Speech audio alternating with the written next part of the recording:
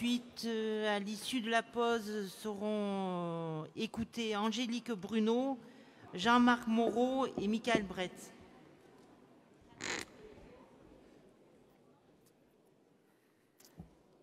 Mes camarades, je vous apporte le salut fraternel du syndicat national des médecins hospitaliers Force ouvrière, dont je suis le secrétaire général, qui syndique les médecins hospitaliers de tous les statuts et les médecins salariés du privé, convention collective 51 ou d'autres conventions.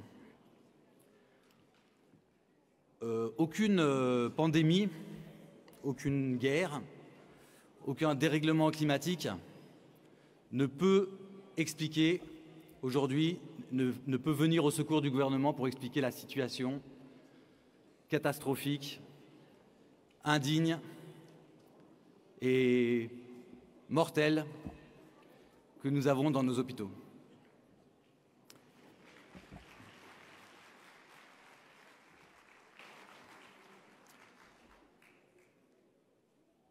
Les faits sont là. 7 minutes ne suffiraient pas à vous faire la liste des services fermés au cours des 3 derniers mois, des services d'urgence, d'accueil qui sont fermés la nuit et de toutes les situations catastrophiques auxquelles nous sommes confrontés. Je vais juste m'arrêter sur un seul exemple. Celui qui a lieu dans l'hôpital CHU d'origine de l'ex-filtré, je dirais, ministre Véran. Dans cet hôpital, il y a entre 80 et 100 patients qui arrivent avant minuit aux urgences et qui sont encore là à 8 h du matin. Pour 3 médecins qui ne peuvent pas exercer la médecine dans ces conditions. Et ils ont décidé récemment que tous les patients qui seraient encore là à 8 h du matin, en étant rentrés avant minuit, ils ne pourraient plus s'en occuper. Et donc il y a un système de pastilles pour dire que ces patients ne sont plus sous leur responsabilité. Ils ont pris cette décision au niveau du service en disant qu'ils considéraient que c'était les médecins des spécialités dans les étages qui devaient s'occuper de ces malades. Même dans mes pires cauchemars, je n'ai jamais pu imaginer une telle situation, même il y a 3 mois. Et ça crée, vous imaginez, des conditions d'exercice pour tous les personnels, médicaux et non médicaux, complètement insupportables. Et ça met les malades dans un très grave danger. Le système a été tellement organisé à la baisse depuis toutes ces années, avec ce qu'ils appelaient les partages de plateaux techniques, ce qui sont en fait des fermetures de salles d'opération, des regroupements de services, des fermetures diverses et variées. Le numerus clausus, Parcoursup, la fermeture d'écoles. Ça a été tellement pensé à la baisse, avec le camarade tout à l'heure a eu raison de revenir sur l'importance du plan Juppé, sur la fiscalisation de la sécurité sociale avec la CSG, sur la politique qui a conduit, la camarade de Lyon avait parlé de 100 000 fermetures de lits en 20 ans, je confirme, moi mon chiffre c'est 150 000 fermetures de lits en 30 ans.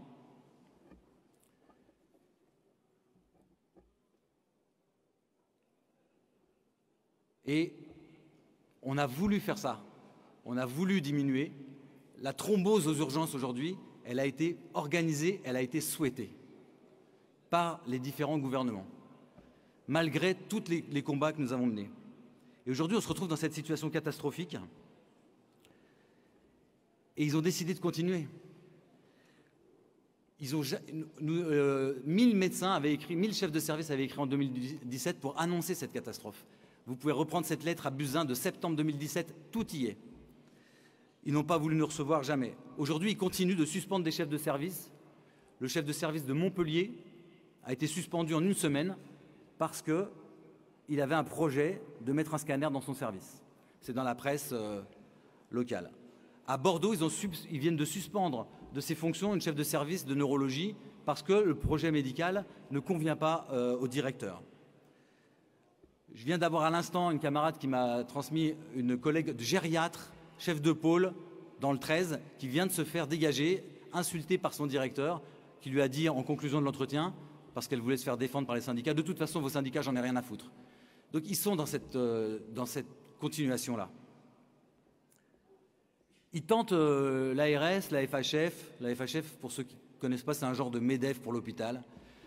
Ils essaient de remettre ils trouvent des subterfuges pour essayer de se disculper, de mettre la faute sur d'autres.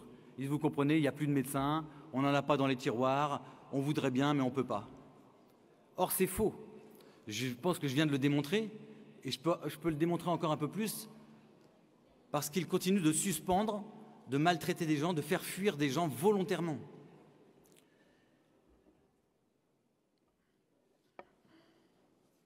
Par exemple, le camarade Yves a eu raison de revenir là-dessus sur la question des suspendus. Moi, je les appelle les disparus, parce qu'il n'y a pas que les suspendus. Il y a tous ceux qui n'ont pas été suspendus, mais qui se sont barrés parce qu'ils ont refusé de se faire vacciner ou pour d'autres raisons, qui n'ont pas renouvelé les contrats et qui nous font cruellement défaut aujourd'hui.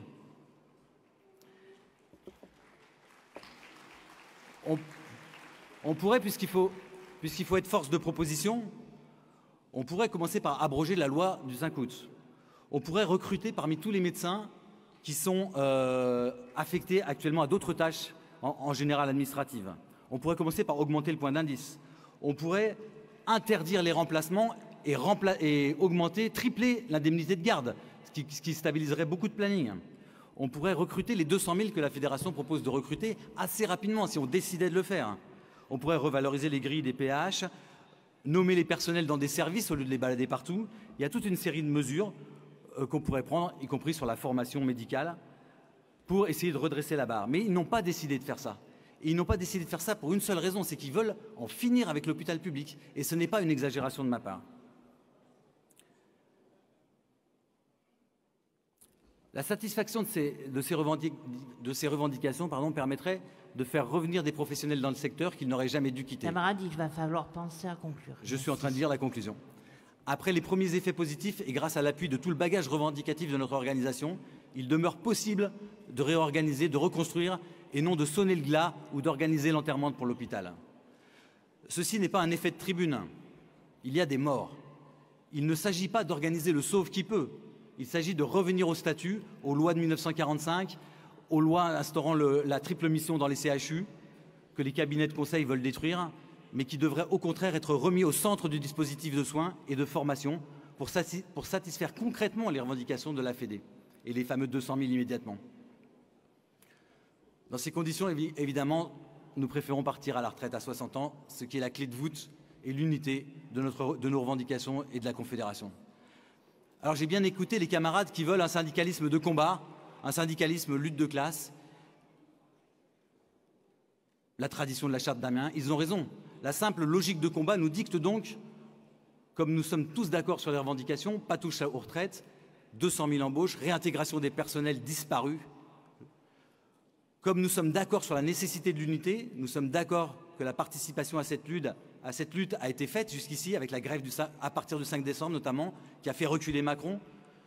Nous ne pouvons donc que voter le rapport moral et accueillir favorablement le candidat présenté par le secrétaire général sortant.